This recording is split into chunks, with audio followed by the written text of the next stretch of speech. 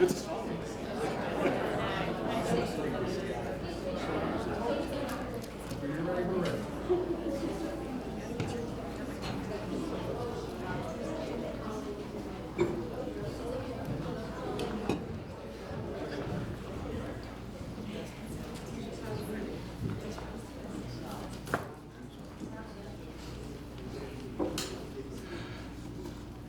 evening, everyone. Welcome. We have a nice crowd here tonight. I appreciate it. Video of this meeting is streamed on YouTube and can be found through the village's Facebook page and on its website.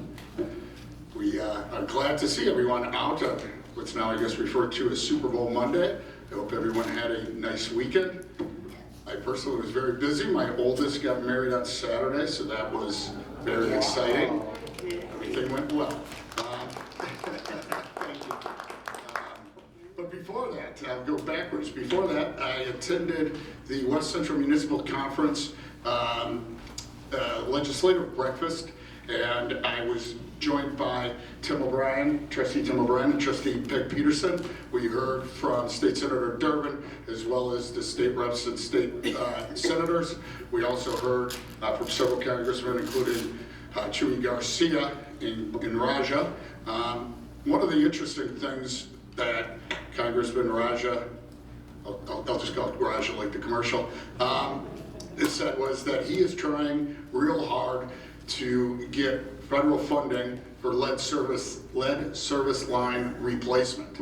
And he definitely understands and is working hard to make sure that Washington understands the real need that there is in the Midwest, especially in Illinois, for lead service funding for lead service line replacements. So I thought that was real welcoming news. We in LaGrange have a lot of lead service lines, and we are going to need both federal and state assistance in that regard. So we appreciate all those efforts.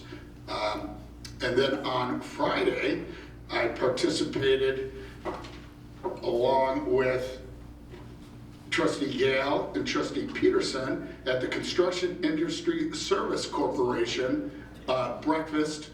That's an organization that's made up between large contractors in Illinois as well as the unions that supply the workforce. And they have a breakfast once a year and annually present awards. And LaGrange received a trophy, which I have here, and says, CISC, which stands for the Construction Industry Service Corporation, honors the Village of LaGrange as the 2025 Public Body of the Year in recognition and appreciation of your dedication and service to the union construction industry. So we appreciate the recognition of LaGrange. That'll be up to Village Manager Knight to find the appropriate place in Village Hall to store the trophy, but that was great, and that was on Friday. So with that, I'd like to call the meeting to order and ask Clerk Saladino to call the roll. Trustee Augustine. Here. Trustee Gill. Here. Trustee McGee. Here. Trustee O'Brien. Here. Trustee Peterson. Here. Trustee Thompson. Absent. President Kugler. Here, and Trustee Thompson is out due to a medical condition, and we are expecting and hoping for a speedy recovery. Clerk Saladino, I'd like you to invite the audience to stand and lead us in the pledge. Please stand. I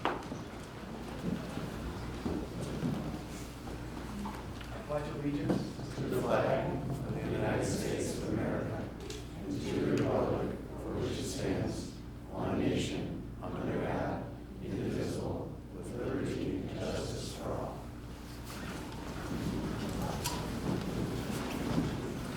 Next up on the agenda is the President's report.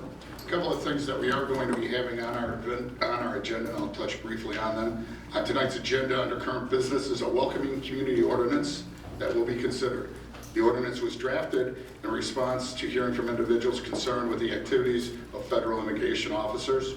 The ordinance provides that various village structures, buildings, parking lots, parks, and open spaces may not be used for activities associated with civil immigration enforcement operations.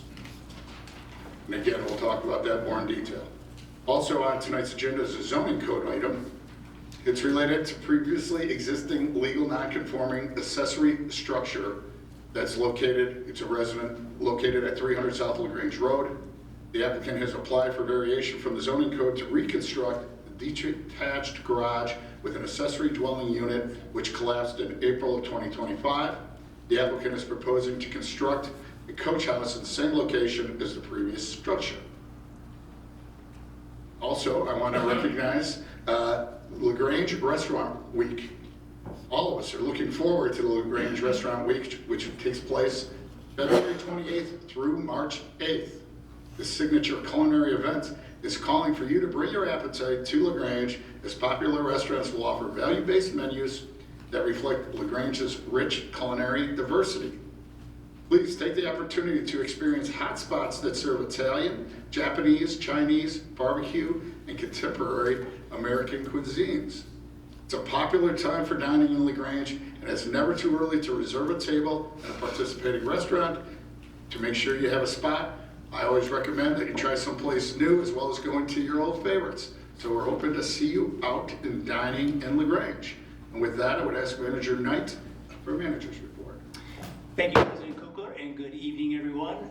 Looking forward to next week. Village offices will be closed in observance of President's Day on Monday, February 16th. There are several online services that will remain available that day, and we encourage individuals to explore them through the village's website.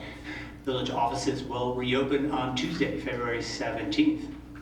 As we work to wrap up the village's audit by the end of the month, we are looking ahead to the village's budgeting process. Over the last several weeks, staff has been working on refining the proposed operating and capital budgets for the village's upcoming fiscal year that begins May 1st and concludes April 30th, 2027.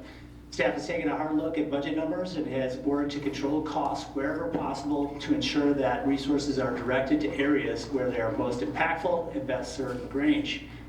Consideration of the proposed budget will begin with the capital improvement budget, which will be presented for consideration during the upcoming February 23rd Village Board meeting. Presentation will include projects planned for the upcoming fiscal year, which includes significant flood mitigation projects, in addition to investments in preserving and improving the village's roadway, sewer, and water infrastructure, tree canopy, and village facilities. Staff is looking forward to presenting the proposed budget and engaging in discussions to ensure that the budget is the best possible reflection of the priorities of the village board and the LaGrange community. Public is invited and encouraged to attend. President Kukler, that concludes my report. Thank you, Manager Knight. With that, I'd like to request Clerk Saladino read the items on the consent agenda, followed by those under current business. Matters on the consent agenda will be considered by a single motion and vote because they already have been considered fully by the board at a previous meeting or have been determined to be of a routine nature. Any member of the Board of Trustees may request that an item be moved from the consent agenda to current business for separate consideration. Item A, a resolution approving closed session minutes, determining the need to keep minutes of certain closed meetings of the village board confidential and authorizing the destruction of verbatim recordings of certain closed meetings of the village board. Item B, minutes of the Village of LaGrange Board of Trustees regular meeting January 26, 2026. Item C, February 9, 2026 consolidated voucher. Current business. This agenda item includes consideration of matters being presented to the Board of Trustees for action. Item A, an ordinance amending the Code of Ordinances, Village of LaGrange regarding the use of village property for civil immigration enforcement operations. Item B, an ordinance approving variations from the LaGrange zoning code for non-conforming structures at 300 South LaGrange Road.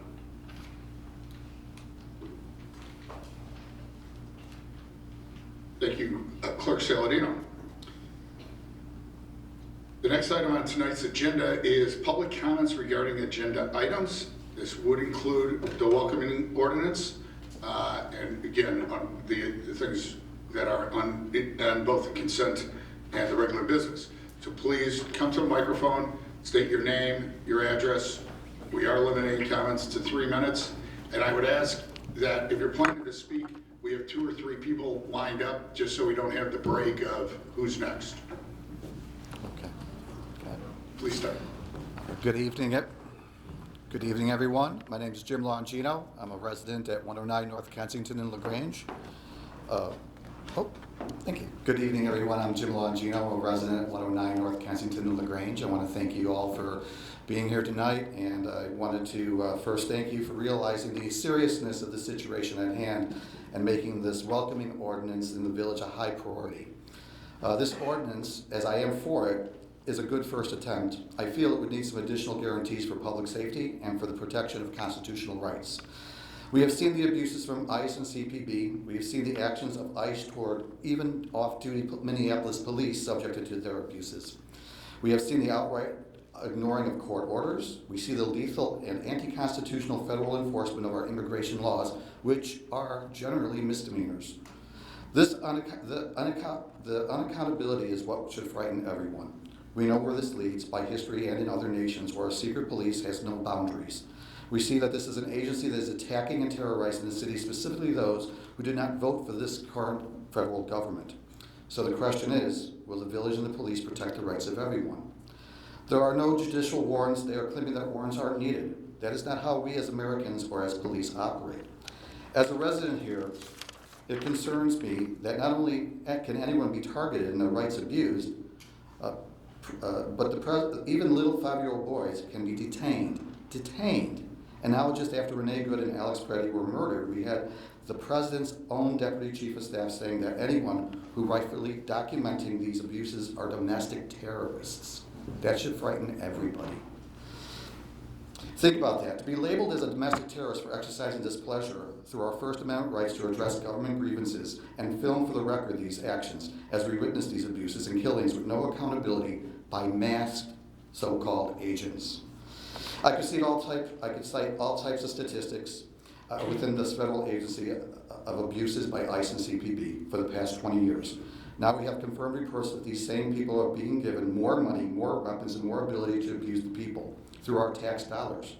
Recruiting people with documented white nationalist sayings or song titles, reducing trainings to 47 days. 47 days.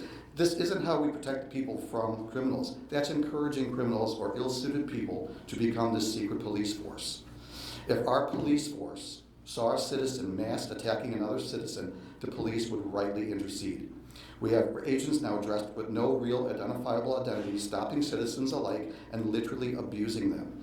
I know our police force is well-trained and professional. I also know that the type of behavior would not be condoned by our force and our village if one of our own were to engage in that.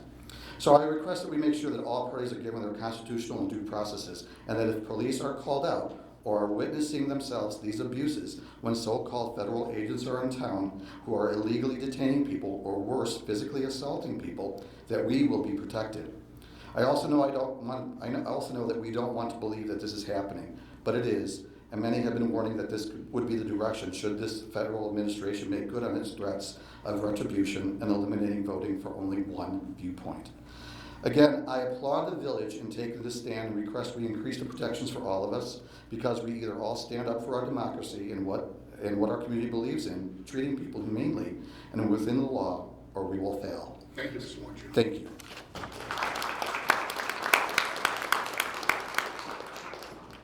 Patrick Volker, I live in the Grange Park. If you aren't aware, this is some of the recent news about what it means to collaborate with ICE. This is a reporting from a detainee in San Diego. He says, "My wife and I have been at Otay Mesa Detention Center since April 15th, 2025.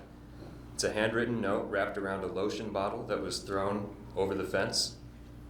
It continues and says, it's cold here all the time and the food is poor. For 280 days, we haven't eaten a single piece of fruit or anything fresh. We are all in one big room with no doors or windows. We can't see any grass or trees. We are all constantly sick." This is another report from a whistleblower, a guard in an ICE detention center in Baltimore. "I worked there for several months, and it was probably day 1, day 2 that I saw the abuse," he says. "I saw people laying in feces, people throwing up, people laying in urine." Current ICE director Todd Lyons says he wants deportations to, quote, "run like Amazon Prime, but for human beings." They've spent over $500 million buying warehouses to transform them into these detention centers, and they brag about that. It's not a secret. We can choose to be honest about what's happening and take the steps to stop it, or we can choose to remain ignorant and allow it to get worse. Please do not vote to collaborate with these people.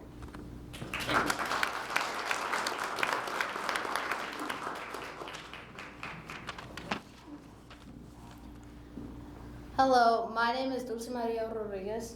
And I'm Taylor Hoffenberg, and I live in LaGrange. I live in 113 South LaGrange Road. And today we came here together, along with many of our friends who also helped us come together and write this letter for you guys. We wrote, Dear Village of LaGrange and trustees and president, we are all sophomores at Lyons Township High School. We each have different religion, ethnicity, and cultural background. Yet we all are united with the message we came to share with you tonight.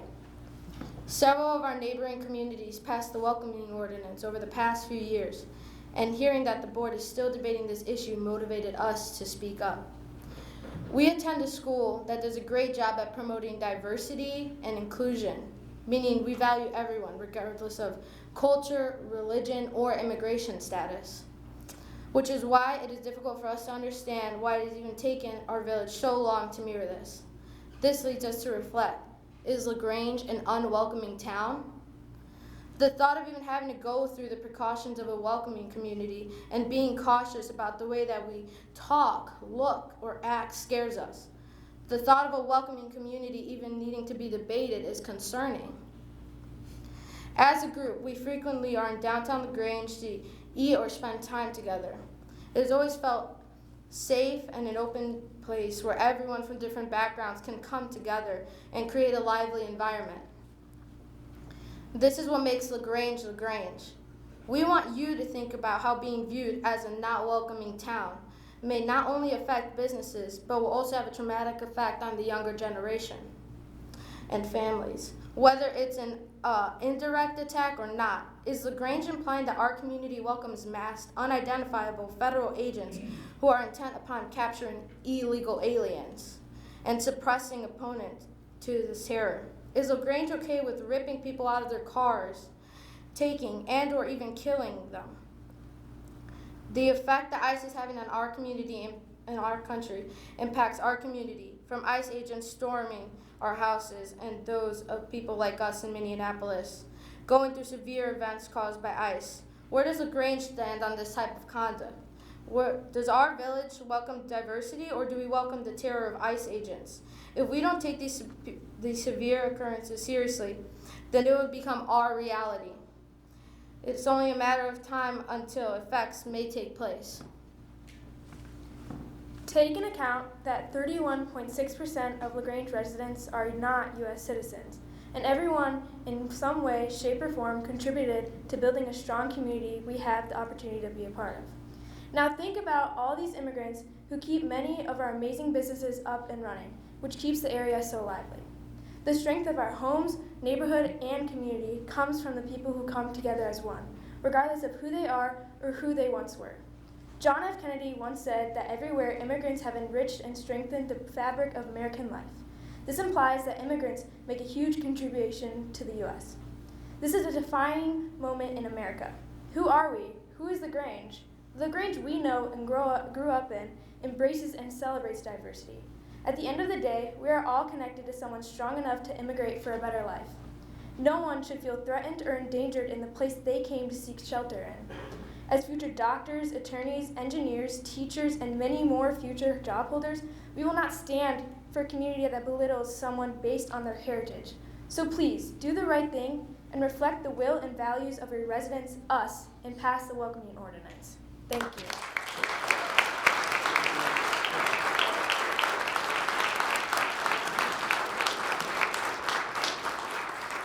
Wow, thank you, young people. That was wonderful. I'm Becky Lorenz, and I live at 103 East Cosset, and Harold Gibson, 103 East Cosset. Marion Hannah Wilson, 950 South 8th Avenue. yeah. So we're all members of the Community Diversity Group, and we came up with a statement that we'd like to read in support of the ordinance, and also in support of immigrants and refugees. Despite much progress, we continue to witness the degradation of compassion and civility throughout our region and the country. The Community Diversity Group of LaGrange area believes that everyone deserves dignity, respect, and opportunity. and our hearts go out to law-abiding immigrants, refugees, and their families being impacted by current immigration enforcement organizations. We condemn the severe human rights violation and detention conditions which are described as inhumane and torturous. We advocate for appropriate training and due process and commend the Village of LaGrange for their commitment to treating all persons, regardless of their citizenship status or country of origin, with respect and dignity. We also elevate the village's consideration of prohibiting the use of village property for civil immigration enforcement operations. The Community Diversity Group of LaGrange area denounces hate and violence and rejects all forms of discrimination, racism, and prejudice. Since 1992, CDG has been advocating for diversity, equity, and inclusion in government, civic, and cultural life so that everyone in our community is represented and heard. CDG encourages engagement and open civil discourse to strengthen our community, and we invite you to join us. Please visit our website, communitydiversity.org, to get involved. Thank you. Thank you.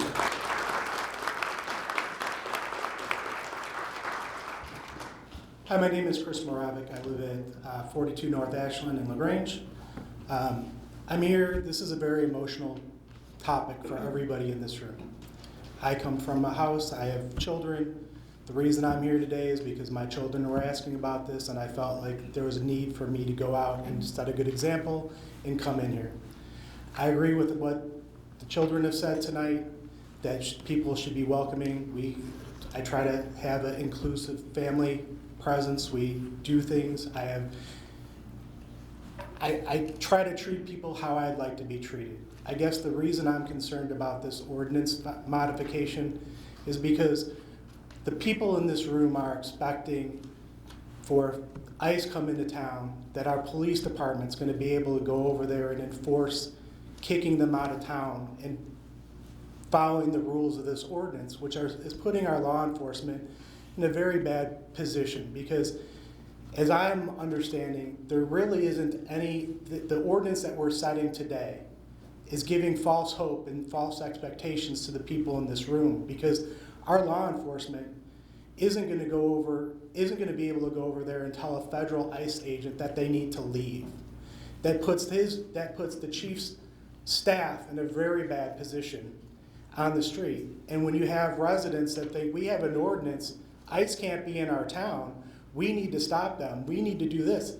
Unfortunately, the rules of the law in Illinois and our land doesn't allow for us to be able to tell the ICE agents to leave our community. They supersede us. And so I think it puts law enforcement at a real disadvantage, because people are going to be calling expecting them to be able to do something. Everybody in this room wants change, but this ordinance gives everybody some false hope in terms of what we can really do as a town to keep ICE out of our town. So I just want you to take that into consideration so that we all understand what we really can do with this ordinance and what we can't. Thank you for your time.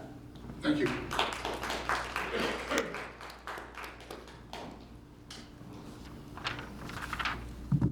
Good evening. My name is Sandra, 725 9th Avenue. I am a behavioral health therapist, a mother of 3, and a wife of a police officer and Marine Corps combat veteran. ICE in communities cause fear, chaos, and will allow us to become targets of oppression and abuse of our civil rights. They are dismantling our Constitution. If we allow ICE in our village, we will have the blood on our hands of those murdered and when they murder our neighbors. These are not immigration enforcement operations. This is called ethnic cleansing. They are currently building large facilities to hold thousands of people that are being detained. From the Museum of Jewish Heritage, a living memorial of the Holocaust. The Nazi regime sought to cause the deaths of Jews and other concentration camp prisoners by keeping them in overcrowded housing and unclean living areas while withholding proper medical care. That is happening now. Let's work together to keep ICE out of our community. Thank you.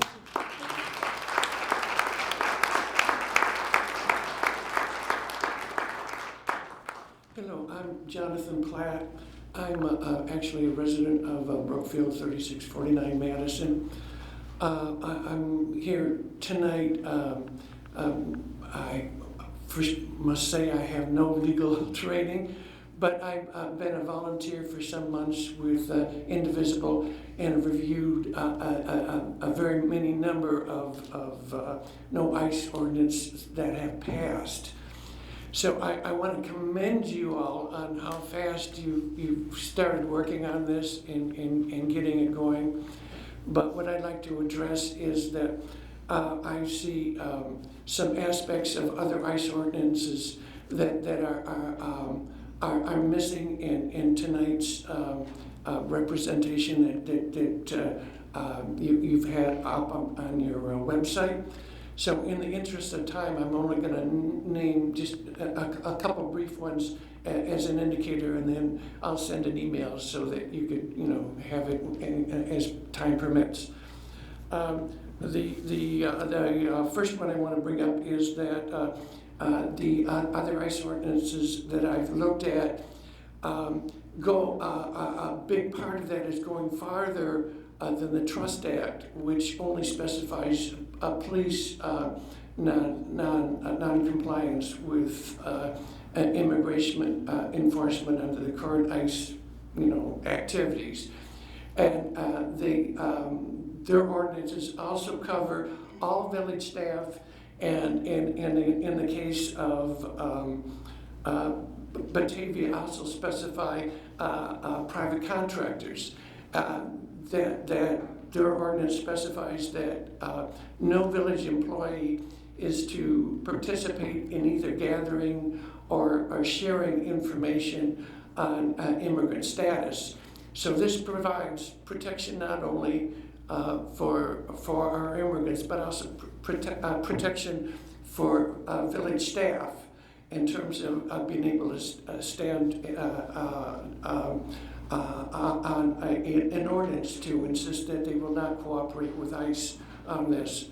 The second issue is that, I'll bring up real quickly, is that the Villa Park ordinance specifies a channel for village residents to provide a report on ICE non-compliance with village ordinance. Again, there's a significant jurisdictional issues, as the gentleman before me said, and the specifications in these ordinances specify when police and village staff can intervene and when they can't, but in all situations can provide reports. So I'm sorry, I'm not used to public speaking like this, but the communications provisions in the Villa Park ordinance specify how witnesses, residents can report ICE activity and do so with anonymity, so that they cannot be targeted for what we've seen in terms of ICE going after people as kind of a revenge type of thing. I'm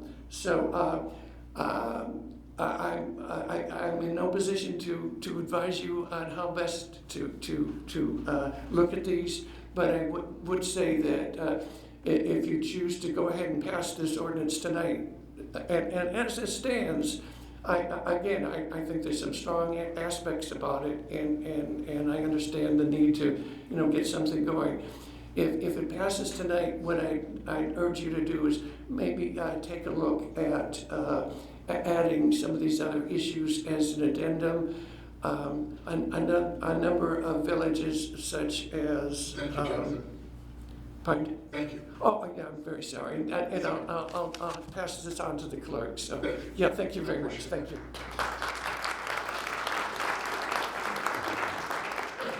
Good evening. My name is Dr. Pilvi Innola. I'm a resident at 1046 South Madison in LaGrange. I want to thank you, the board, for taking this issue up as it is of utmost importance for our community. I do want to echo what Mr. Platt was saying, that while we are limited in what we can do as a village, while the federal government can supersede, like the gentleman before said, in some instances we cannot toss ICE out of our village.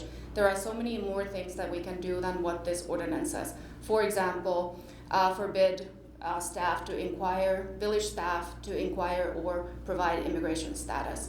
And I do encourage the board to take these considerations as Mr. Platt outlined, and either amend if tonight's ordinance is passed, or in another way consider these additional protections for our community. Thank you. Thank you.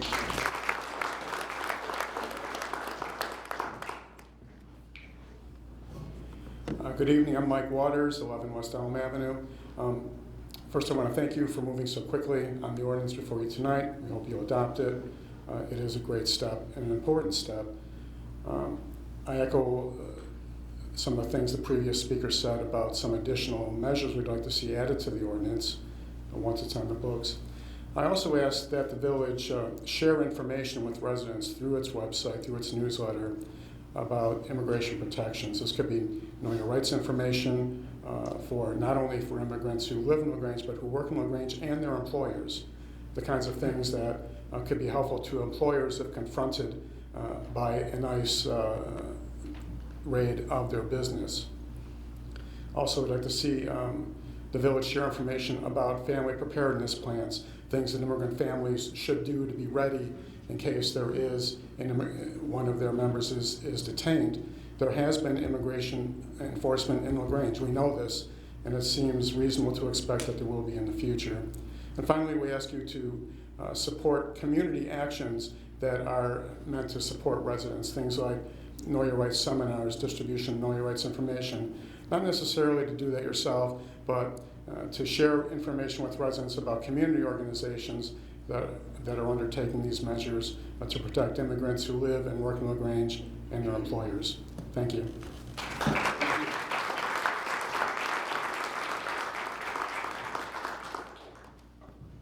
Jonathan Robinson, resident of LaGrange.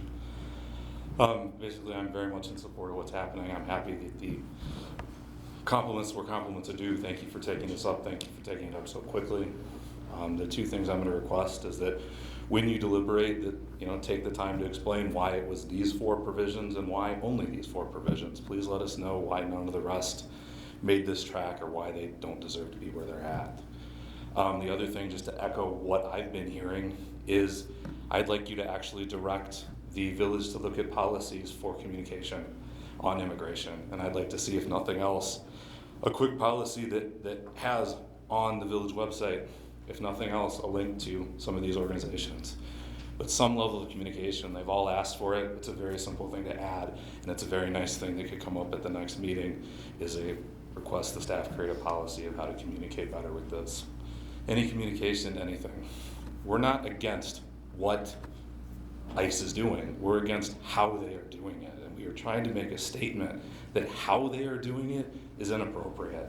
And every little way we can help, every little way we can say, as a community, as a group, as the public, that how they're doing it is wrong, is worth the effort, worth the time, and what it should be. Thank you. Thank you. John Pluto, resident of LaGrange. First thing I want to do is I want to congratulate all you people that came to the last meeting and got this whole thing started. You did it. You did a great job. So, and I want to thank the board for proceeding and getting it done quickly. And I'm happy that this is all worked out, and hopefully it's going to get approved tonight and we can all go home better people.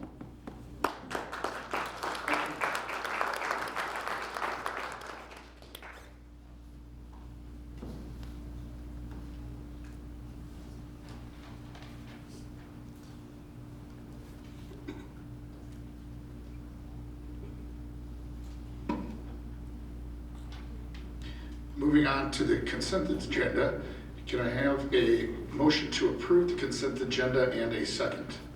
I move for approval of the consent agenda as presented. Second. Thank you, Trustee Gale. Trustee Peterson, any discussion on the consent agenda? Thank you, President Kukler. As previously stated, I recuse myself from voting on any items related to our village prosecutor. Thank you. Seeing other comments, I would ask for a roll call vote. Trustee McGee. Aye. Trustee O'Brien. Aye. Trustee Augustine. Aye. Trustee Peterson. Aye. Trustee Gale. Aye. And that passes unanimously. Next up is current business. We're starting with 6A, which is the welcoming ordinance, an ordinance amending the code of ordinances of the Village of LaGrange regarding the use of the village property for civil immigration enforcement operations. During the January 26, 2026 village board meeting, our last meeting, the request to adopt the welcoming community ordinance was discussed. Based on the direction provided by the village board at the meeting, a proposed ordinance has been drafted for consideration. The proposed ordinance provides that the village structures, buildings, parking lots, parks, or open spaces may not be used for the purpose of conducting civil immigration enforcement operations, such as staging, detention, or processing. In addition, these areas may not be served as an operation base or any other related purpose or function. The proposed ordinance is similar to the majority of the welcoming community ordinances adopted by municipalities found within the region. Our specific ordinance was drafted with the assistance of the village manager, the village attorney, and the police chief. And I appreciate their efforts in proposing or drafting an ordinance for consideration of the board that at this time best fits the priorities of LaGrange. So with that, I would ask for a motion and a second. I move for approval of the welcoming ordinance as presented. A second. A second. A lot of seconds there. I'll go with Trustee Gale and Trustee McGee as the second, even though I think that may have been the last one. But with that, I would open it up to Trustee Comments. Trustee Gale. Thank you, Mr. President. I just wanted to say I want to thank everybody for coming out. I want to say I've heard from a lot of residents, not just here in person, but also through communication. It seems there's overwhelming community support for this ordinance. So I'm supportive of it, and I hope that the rest of my trustees, or my fellow trustees, are supportive as well. Thank you. Thank you, Trustee Gale. Any other trustee comments? Seeing none, I would ask. I have some comments. Oh, I'm sorry. Couple things. Council Ben and I, we spoke about this.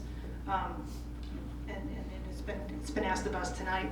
Can you explain some of the things that are already happening within the village that aren't reflected in this ordinance, so that the public is aware that some of these things are already being done, as I understand it? And also explain, whoever would like to take this one, a little bit about why we might not proactively communicate some of the Know Your Rights messaging, as also has been asked of us. Sure. So a couple of things. So number one is, in Illinois municipality, we're bound by the Trust Act, which from a law enforcement standpoint has very strict rules about what municipality law enforcement agencies can and can't do. And so from a law enforcement perspective, we aren't allowed to inquire and collect information regarding a person's immigration status. We're not allowed to use that information and coordinate with ICE or with other federal agencies. We are not allowed to try to use that information and coordinate in terms of if somebody's detained and turning them over to ICE. And so there's a very strict regime as it pertains to law enforcement. As it pertains to other departments in the village, one of the things is that we do not, as a village, collect, inquire, or ask information about somebody's status, with the exception of for one thing and one thing only. So in our practices, under federal and state law, when we employ somebody, we make a job offer, we are required, as all employers do in this country, to make sure that the person can legally be employed working for the village. But other than that, it is not information that we collect, ask for, nor is it information that we would ever utilize to deny services to anybody. So the other thing, and this came up in some of the correspondence that I saw that came into the village, just for clarity, is we are also bound by state law in terms of we are liable for violating people's Illinois constitutional rights as well as their federal constitutional rights. And so if the village acted in a manner, in terms of immigration enforcement, that was depriving somebody of those rights, we face liability. So there are a lot of protections built in, but the one thing that this ordinance does is very clearly is we state that for village property, other than public rights of way, and I think that's an important distinction, because we hold the public rights of way in trust for the public, for the people.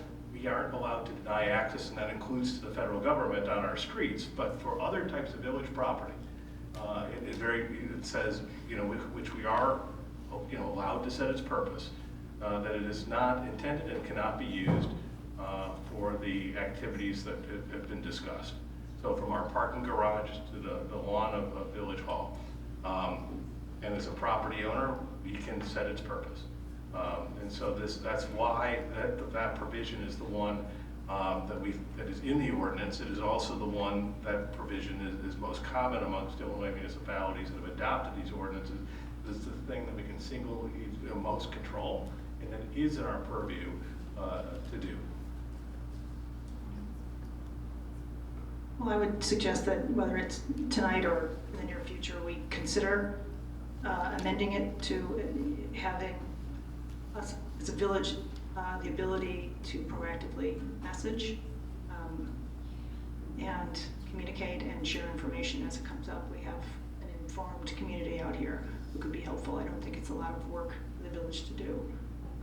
So I'd like us to consider that. Thank you, Trustee Augustine.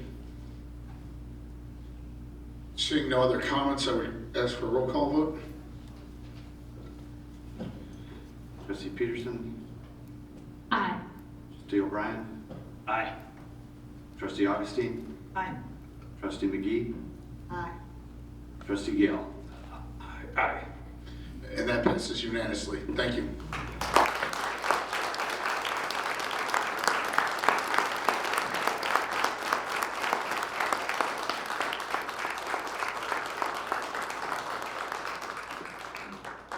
Next up, under B, an ordinance approving variations from the LaGrange zoning code for non-conforming structure at 300 South LaGrange Road. And I'd ask Trustee Peterson to introduce this.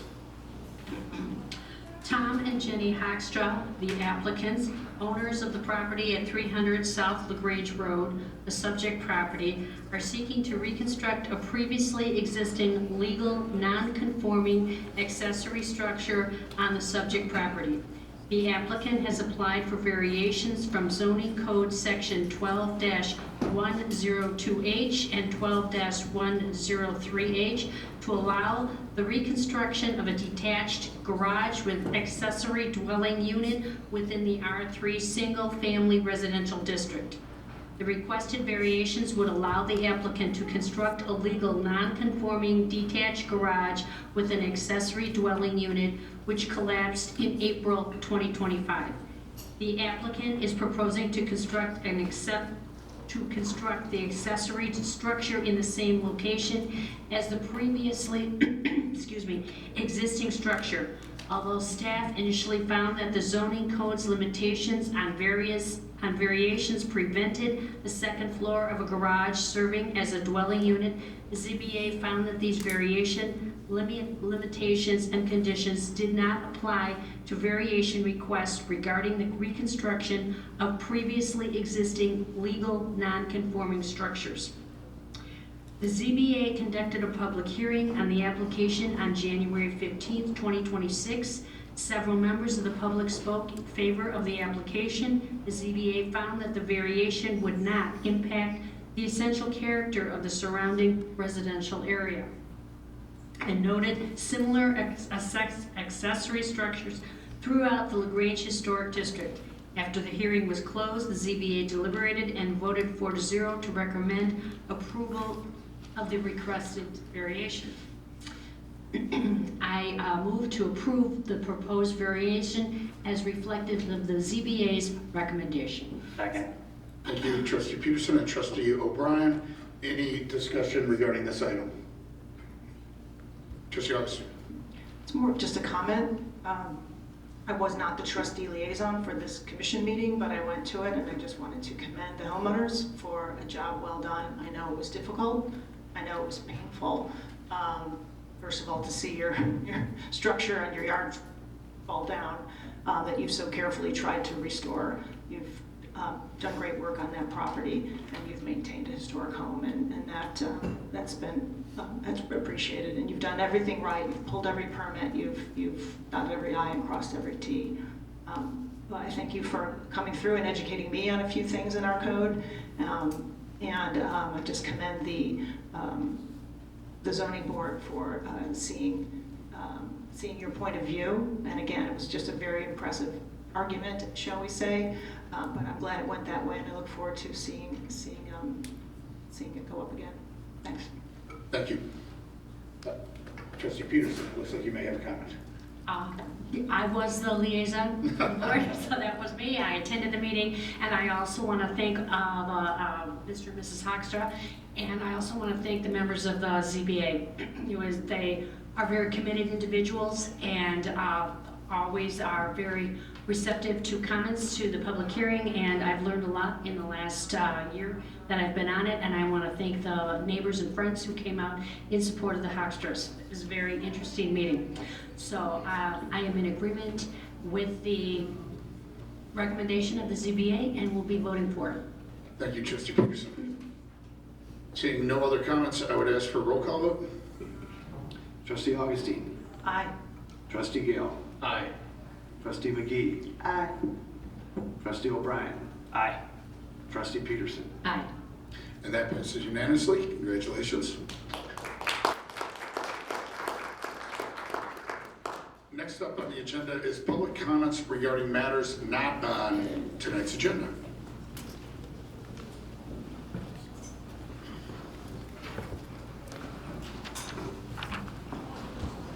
Good evening. Good evening. Barbara Foreman, 5-6 7th Avenue. I'm here this evening to wonder about formation of ad hoc committees in instances where the professional experience and expertise of our own residents could be helpful to the village's standing boards, departments, and commissions. What if, for example, an ad hoc committee consisting of finance and accounting professionals could assist the finance department with the current backlog of financial reports or with the annual budgeting process as we move forward toward a new fiscal year? What if resident engineers, civil engineers for example, could be part of ad hoc committees that would add value to the vetting and evaluation processes of large-scale development projects? What if making use of ad hoc committees could mitigate the high cost of hiring consultants? None of us is as smart as all of us.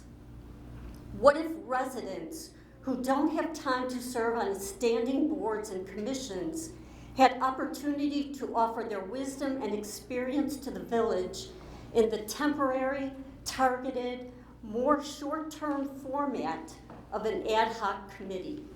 Thank you. Thank you.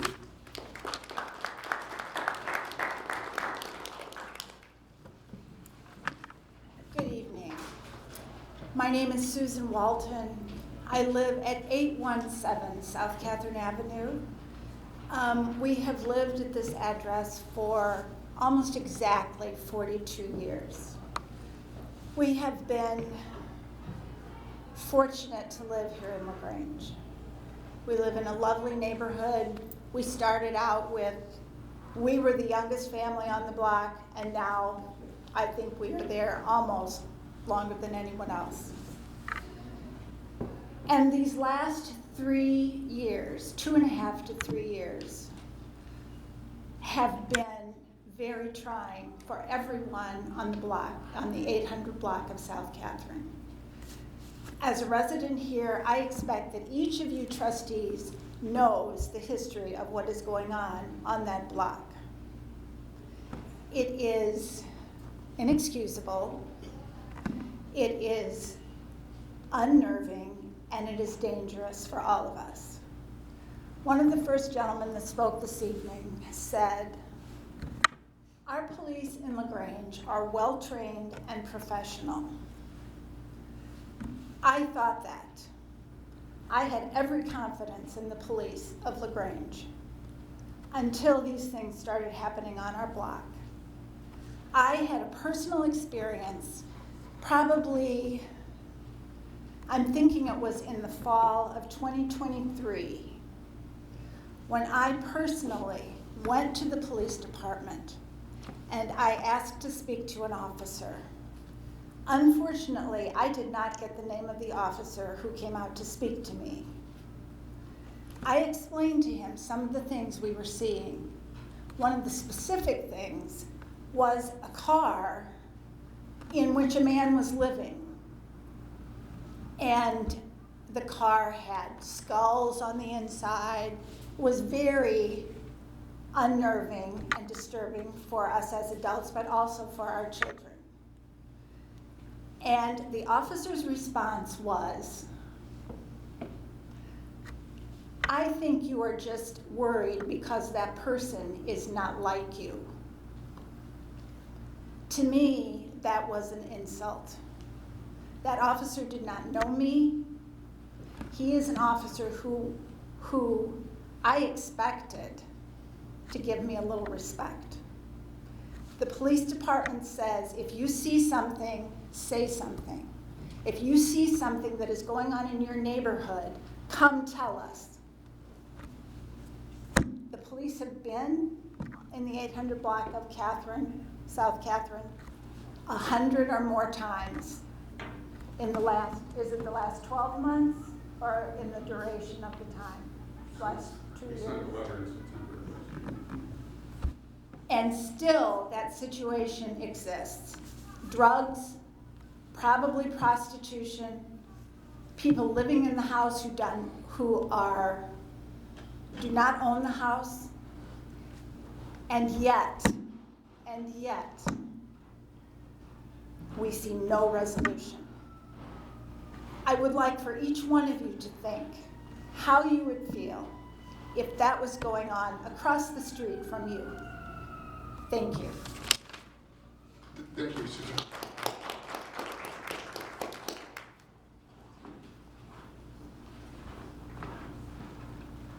Good evening. My name is Paul Rutz. I live across the street from Susan at 822 South Catherine.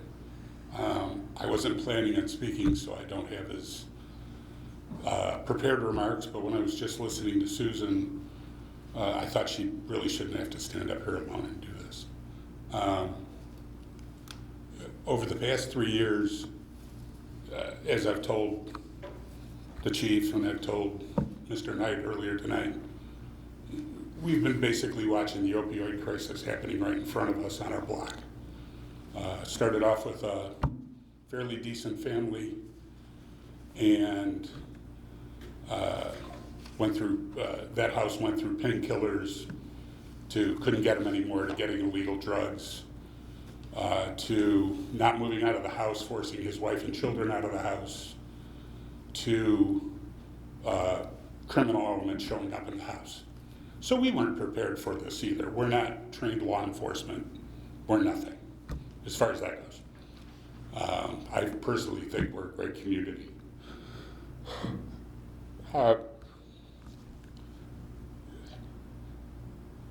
It's been hard to watch. It's been insulting, as we've called the police, and been accused of wasting their time or whatever.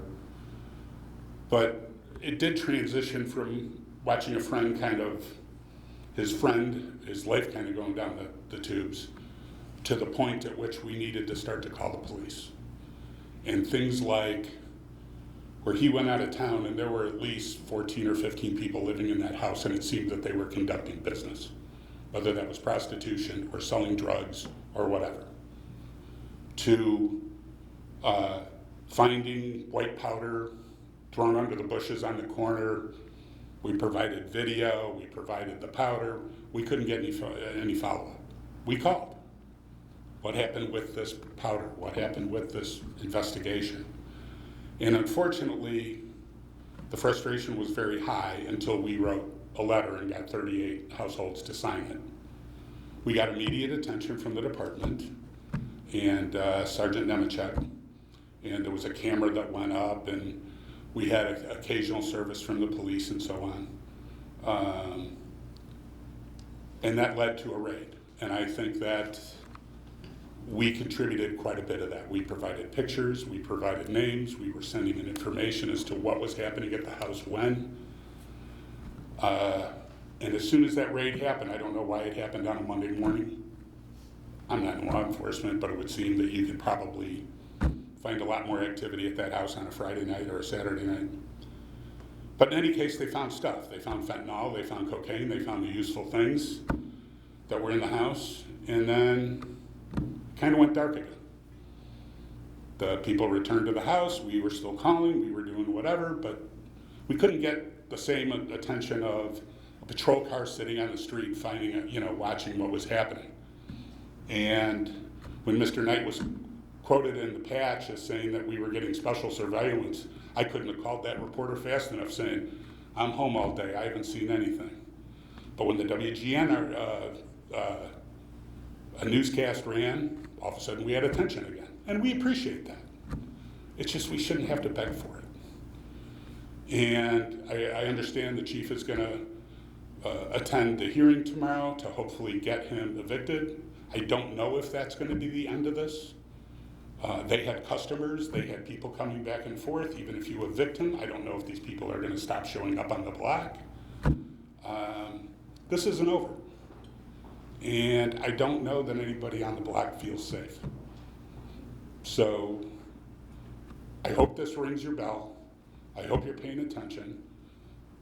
I would really request at some point, because even though there's a vocal 5 or 6 houses on the block that have been working with the police, and by the way, when we called the police, we never said do your job or we're taxpayers.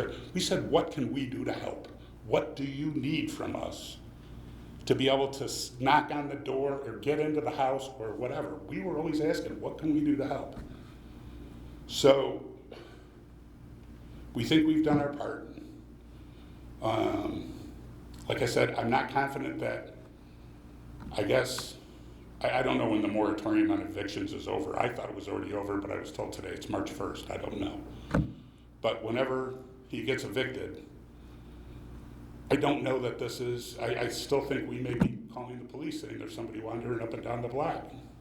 Right now, we're a tourist destination. After the story ran on WGN and it ran today on Fox 32, we watch cars drive down the street and slow down to look at 812. And so it's kind of a thing. So we saw him taking the appliances out of the house over the weekend, and we hope he's gone. But we hope to be able to get some level of support going forward. And I think at some point we need to have a meeting with the people on the board and somebody from the village, whether it's the police department or whatever, to kind of reassure us that if something happens, that we can call the police and get them to show up and do something about it. I understand this is a quiet town, and maybe we're not as well versed as other areas, but yeah, I hear what you're saying, and I'm happy to meet with. We met once across the street. Commissioner Aguilar's event at Blue Ridge Hill. Happy to meet with the block, and whoever they want to meet with is fine. Tomorrow is an eviction hearing. I'll be there. And our police chief will also. We're hopeful that they'll get an order of eviction You know, the staying is really the sheriff's department when they move the furniture out to the street. Again, we've seen the moving trucks there. We believe a lot of things have been moved. It's our hope that tomorrow, either there'll be an eviction order entered or an attorney will say they're all gone. So that's the hope. Yeah, no, we know there's still a couple of people in the house. Unfortunately, we're tracking it quite a bit. Right, but if they don't say that they're a resident, it's going to be harder for them to stay in the house. No, when I was talking about the moratorium, it was the county has a moratorium starting on a December 18th, when they stop doing evictions. I don't know. I thought that was over on January 5th. I was told today it's March 1st by somebody in the sheriff's department, I guess. Okay. So in any case, we don't know if even if there's an eviction order tomorrow, if they're out.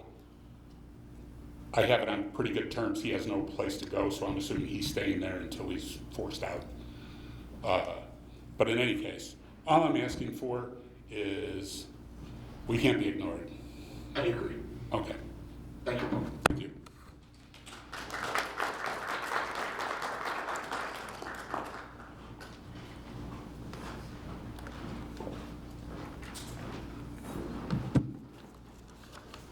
Can I give you a little handout for everyone? Sure.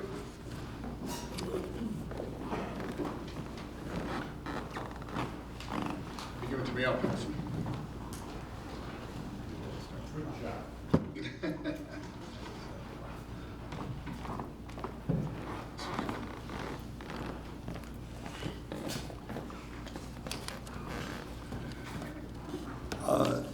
My name is John Pluto. I'm over on East Avenue. There was great discussion during the South LaGrange Road Development Informational Meeting at 7th Avenue School this past November regarding the need for a pedestrian crossing at 52nd Street. This is not new. It was originally discussed at a village board meeting on September 13, 2010. I have copies of page 5 of the minutes to distribute showing some discussion was had from the study by KLOA, which is the village's traffic experts, and the next step was to petition IDOT to reduce the speed limit to 30 miles per hour. That speed limit remains at 35 miles per hour some 15 years later. Enough already. It's well past time to have a safe pedestrian crossing at 52nd Street. I do believe more than enough time has passed with no activity regarding the change of the speed. We need a true pedestrian crossing, hopefully with signals, lights for safe passage for the many students attending Gurry Middle School. The study indicated a low volume of pedestrian crossing at this intersection because it's so dangerous to cross there. However, there are many more students today than 15 years ago. Perhaps have a police officer or a crossing guard in attendance and not wait another 15 years. When I drive and try to get across LaGrange Road, it's a chore just to get across LaGrange Road in a car. I think 15 years of not working on this speed limit deal is kind of sad because LaGrange Park was able to knock LaGrange Road down 5 miles an hour from Ogden Avenue to 31st Street. What's our excuse? Why hasn't this happened? Thank you. Thank you.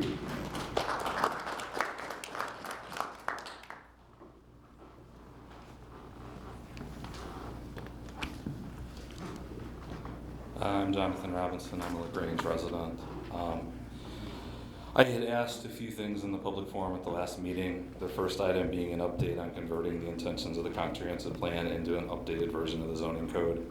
Since it was asked in the public forum, it would be appreciated if we could close the loop at the meeting and it be answered in an open forum. The village president and village manager are both each given a report at the top of the meeting. One of the intentions is to give those individuals a place to address any and all public concerns that have been brought to light. These are opportunities to address the concerns that have come up at previous meetings, open discussions. The second item was video recording of all meetings and events held in the auditorium.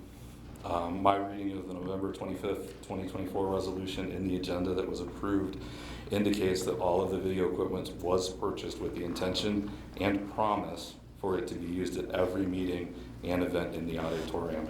I'm asking and will continue to ask for the village to move forward with that promise by executing official policies at all various meetings and events to video record and host files for all meetings and events. I forwarded that referenced resolution to the president and trustees with the statement highlighted for their easy reference.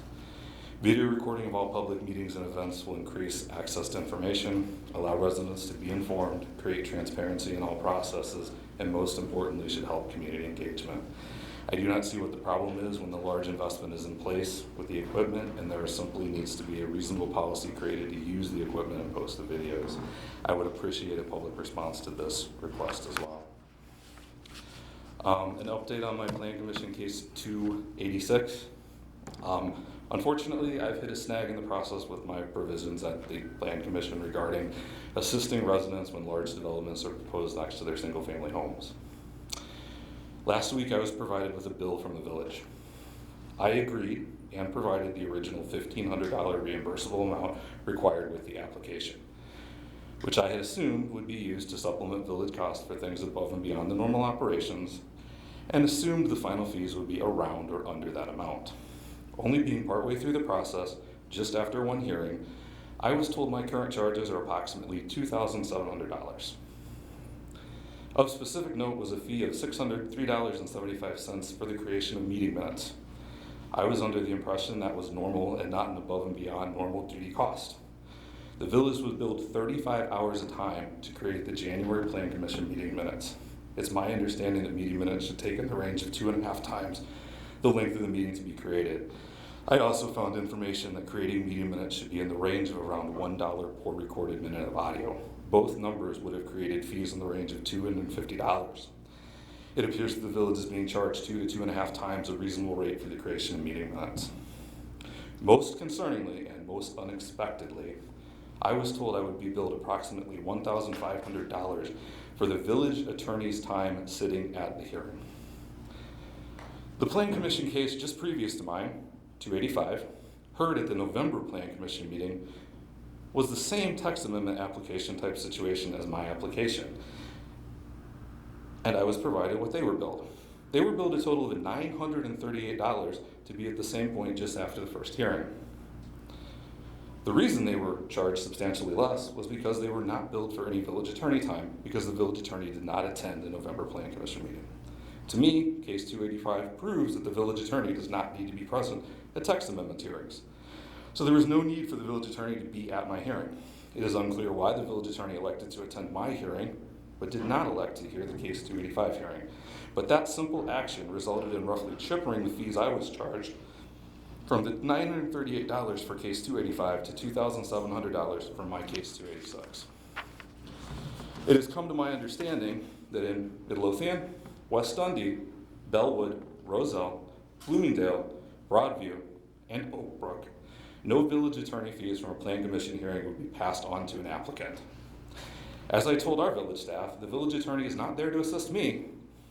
He's not there for my use. The village attorney is present for the village staff and board to utilize and to ensure the process stays reasonable and legal. The village is there to represent the village during the meetings and hearings, which is not attributable to a specific applicant. In order to step in front of the Plan Commission meeting tomorrow for my hearing, I would need to pay the $2,700 owed and replenish the $1,500 reimbursable amount. So I would be in this for $4,200 and counting. I am unwilling to consider moving forward based on the aggressive billing that has happened by this village. Intended or not, this village has chased me away from my original goal of making things better for the next residents that would be in our family situation from the next development project in LaGrange. Seeking assistance in my situation, I emailed President Kukler on Wednesday, February 1st to see if there was any room for assistance. That email has not only gone unanswered, it's gone unacknowledged. That email specifically said, "Dear President Kukler, I was pleased to see that 2 of my 4 provisions were accepted by the Plan Commission. I was looking forward to seeing recorded meetings, and contractor meetings with neighborhoods move forward. I had also hoped to pivot on the 2 amendments relating to setbacks for developments next to single-family homes to set a minimum required landscaping width and a maximum reduction in setback, so that hopefully a compromise could be reached that would give homeowners some peace of mind. This week, I received the fees associated with this endeavor, and they were much larger than anticipated and quite unexpected, particularly when compared to the 2 other text amendments that have recently been heard before the Plan Commission. My text amendments were done out of goodwill toward the village, and I was willing to invest in them. However, I do feel that I've been taken advantage of in this process. As a result, I do not see how I can continue to move forward, as I am not comfortable with how these fees are being assessed. I would like to ask the village, at a minimum, complete the process for the 2 text amendments that were supported without requiring continued financial contributions. These are both very beneficial to the people of LaGrange, and it would be unfortunate if they did not come to fruition because I could not guarantee unlimited funding. Essentially, I'm looking for the same situation that happened with the anti-ICE welcoming policy, where the village is proceeding forward without charging anyone for the policy writing and adjustment time and/or village attorney time at a meeting, which is the normal situation when a resident brings a concern to the local government. Thank you for your consideration. I don't really... You're not done? No. I got one more paragraph, promise to be quick. All right. I really don't understand what is happening in this village. I'm here trying to leave this situation on a positive note, one way or another, and I have just run into issue after issue after issue. I would like to move forward and finish what I started, and it would be a shame to waste the time and effort already extended. It should not be this hard to advocate for your community. As president and trustees, please consider your options to assist me in this situation. Thank you. Thank you.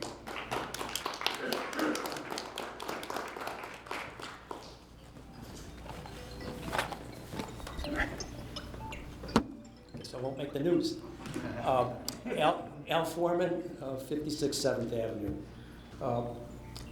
All of the following entities have something that the village of LaGrange does not have. The LaGrange Public Library, the Park District of LaGrange, the City of Countryside, the Village of Western Springs, the Village of Hinsdale, all have some form of a finance committee. The LaGrange Public Library. Finance what? Finance Committee, I'm sorry. The LaGrange Public Library, the Park District of LaGrange have published audited financial statements as of April of last year. Both Western Springs and Hinsdale have their audited financial reports on their websites. The Village of LaGrange Park has their audited financial report for the year ended April 30th last year on their website. It's dated October 2nd last year, 4 months ago. The Village of Burr Ridge has their audited financial report as of April last year on their website. It's dated September 9th last year, 5 months ago.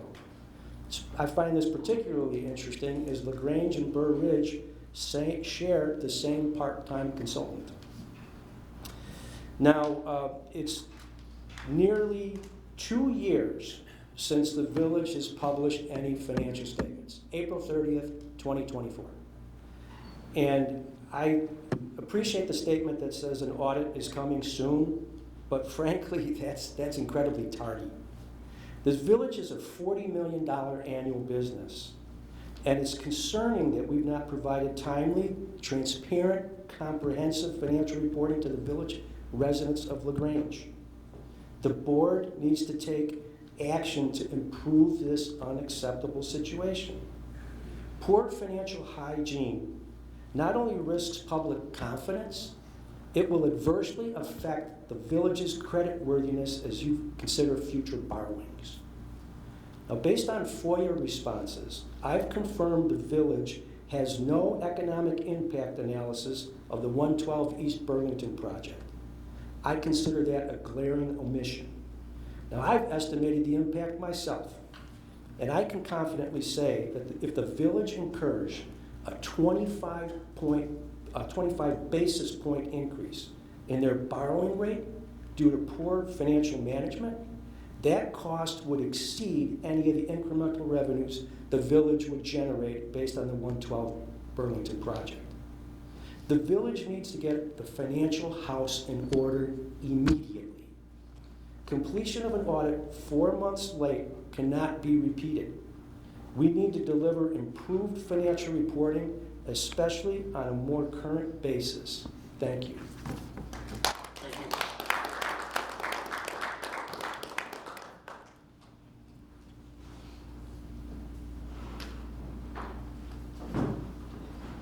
Seeing no other public comments, I would ask for any trustee comments. Trustee Augustine. Thank you, President Kugler. I wanted to just say a couple of things. The one thing I had planned for sure was that 14 years ago tonight, my one and only child was born, so happy birthday, CJ. I know you're not watching, but I'm saying it anyway. You could care less. And then just a couple of things. I know we don't typically respond to public comments, but I wanted to just point out kudos to the Community Diversity Group who ran a wonderful, I think, 6th annual inclusivity event last weekend.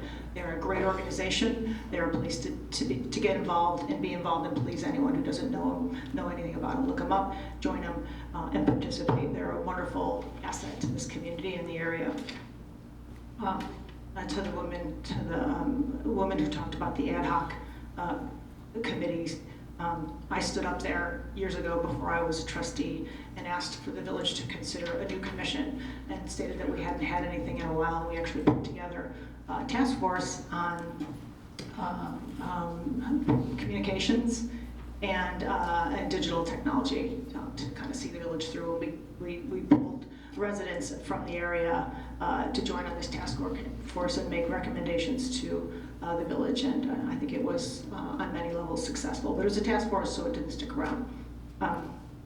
We've had residents asking for a housing task force, and we just had Mr. Foreman talking about a finance committee. So these are all things that I think that we should consider, in my opinion. To the residents of Catherine, we don't know everything that's going on, certainly with staff in the village. They wouldn't have time to tell us everything they're doing every day. I would say I found out a little later in the game about how deep the issues were down in your neighborhood, and I think we're all pretty much on the same page now. We hope that this gets resolved soon and fast, and we all learn something for it. I do want to say that I'm very proud of our police force, and I think they're amazing. And so, I know that you felt that it didn't go as well as it could have. I just do want to give a shout out. I'm very proud of our police work and how they handle themselves and what they're involved with on a daily basis. I see things and hear about things that not everyone does, and I couldn't be more proud of them. But everything, not everything unfolds the way we hope to see. And Mr. Pluto, I couldn't agree more on the safe crossing on LaGrange Road. I've talked about it with some folks up here for years. We made sure that it was addressed in the comp plan, and we're talking about it in the South Corridor study, and I really hope that we can get something done there and soon.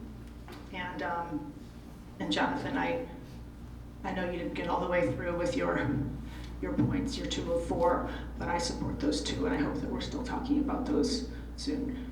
And I guess that's it for me. But thank you all for coming out. It matters. We listen, and it doesn't always go the way we all want, but this is how it works. So thank you. Thank you, Trustee Augustine. Seeing no other trustee comments, I would ask for a motion to adjourn. So moved. A second? Second. All in favor of adjourning at 8:50, please say aye.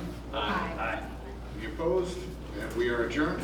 We will be back in 2 weeks. Thank you, everyone.